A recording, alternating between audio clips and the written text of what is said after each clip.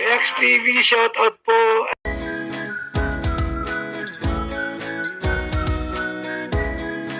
Isang mapagpalang araw po sa inyong lahat mga kalingap, maligayang pagbabalik sa aking YouTube channel Reacts TV.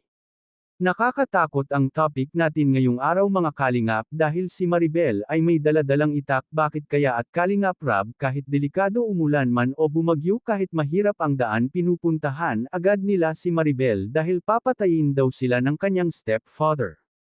Yan ay sama-sama nating tutukan mamaya mga kalingap, pero bago ang lahat, suportahan po natin palagi ang ama ng kalingap, Kuya Val Santos Matubang at Idol Kalingap Rab. Maraming salamat po.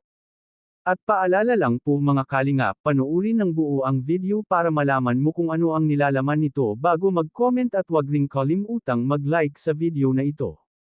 Ngayon balik tayo sa topic mga kalingap, pinupuntahan agad nila Kalingap Rab si Maribel kasama si Juan TV Vlogs, Kuya Nel at Idol Columpites TV. Masaya naman po ang tatlo na sumama ni Kalingap Rab dahil nakakatulong po sila kahit delikado. Alam nyo mga kalingap, hindi po biro ang sinapit nila Kalingap Rab dahil naabutan po sila ng malakas na ulan at napakaputik na daan, sa gilid pa nga ito ng basakan mga kalingap. Grabe ang sakripisyo nila Kalingap Rab at ng team para maghatid ito ng tulong sa pamilya ni Maribel.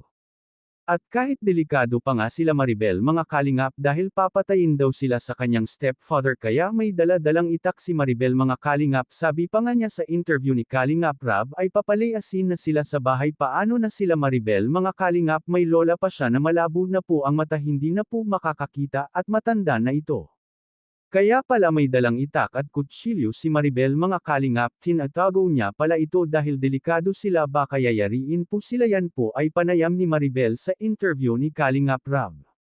Sana matulungan po ang pamilya ni Maribel mga kalingap na mailayo po sila sa kanyang stepfather sa lalong madaling panahon habang hindi pa huli ang lahat.